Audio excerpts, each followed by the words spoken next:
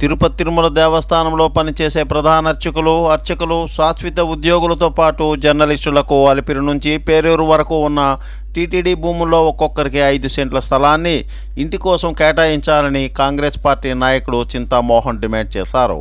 ఎమ్మెల్యేలు, ఎంపీలకు వారానికి 4 రోజులు సిఫార్సు లేఖలు ఆమోదిస్తున్నారని, టీటీడీలో పనిచేసే అర్చకులు, శాశ్వత ఉద్యోగులు, జర్నలిస్టులకు సంవత్సరానికి 4 సిఫార్సు లేఖలు ఆమోదించాలని ఆయన డిమాండ్ చేశారు. కాంగ్రెస్ ప్రభుత్వ అధికారంలో ఉన్నప్పుడు ఉద్యోగులు, జర్నలిస్టుల సిఫార్సు లేఖలు ఆమోదించి దర్శనాన్ని కల్పించడం జరిగిందని గుర్తు చేశారు.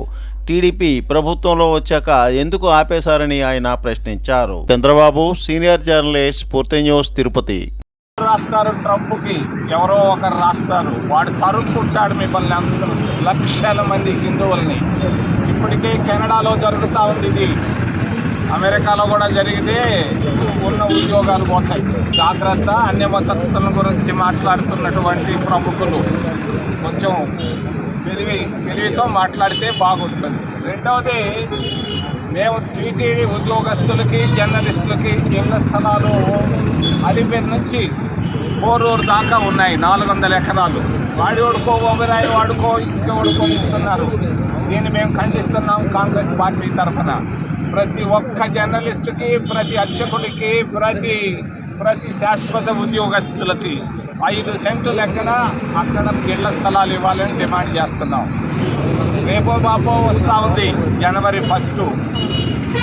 తిరుపతి దేవస్థానం, తిరుపతికి సంబంధించినటువంటి దేవస్థానం జనవరి 1కి 5,000 మందికి ప్రత్యేక ప్రవేశ దర్శనం ఇవ్వమని మేము డిమాండ్ చేస్తున్నాం. కాంగ్రెస్ పార్టీ అధికారంలో ఉన్నప్పుడు చేశాం ప్రత్యేక ప్రవేశ దర్శనం. మంగళవారం కాదు, జనవరి 1 కూడా 5,000 మందికి ప్రత్యేక ప్రవేశ దర్శనం.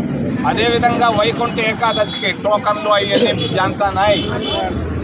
మేము స్థానికుడని ఆధార్ కార్డు ఎత్తుకెళ్తే వైకుంఠ ఏకాదశి రోజు అందరికీ స్పెషల్ క్యూ లైన్లో దర్శనాలు చేయిస్తారు. ఎమ్మెల్యేలు, ఎంపీలకి వారానికి 4 సిఫారసు జాబులు తీసుకుంటున్నారు తిరుపతి దేవస్థానం. అదేవిధంగానే జర్నలిస్టులకు అక్కడ పనిచేస్తున్నటువంటి శాశ్వత ఉద్యోగస్తులు, టీటీడీలో పనిచేస్తున్నటువంటి శాశ్వత ఉద్యోగస్తులకు సంవత్సరానికి 4 సిఫారసు లెటర్లు స్వీకరించాలని, అంగీకరించాలని డిమాండ్ చేస్తున్నాం. రహదారి ప్రమాదాల నియంత్రణకు చర్యలు చేపట్టాలని విజయనగరం జిల్లా ఎస్పీ వకుల్ జిందాల్ పిలుపునిచ్చారు. రహదారి ప్రమాదాల నియంత్రణకు బ్లాక్ స్పాట్స్ వద్ద హెచ్చరిక బోర్డులను ఏర్పాటు చేయాలని ఆదేశించారు. మాదక ద్రవ్యాల నియంత్రణకు ప్రజల్లో అవగాహన కల్పించవలసిన అవసరం ఎంతైనా ఉందని ఎస్పీ ఈ సందర్భంగా పేర్కొన్నారు. వార్షిక తనిఖీలో భాగంగా జిల్లా ఎస్పీ వకుల్ జిందాల్ గురువారం నాడు విజయనగరం పట్టణంలో ఉన్న విజయనగరం రూరల్ సర్కిల్ కార్యాలయాన్ని సందర్శించారు. ఈ సందర్భంగా ఆయన మాట్లాడారు. పూర్తి న్యూస్, విజయనగరం.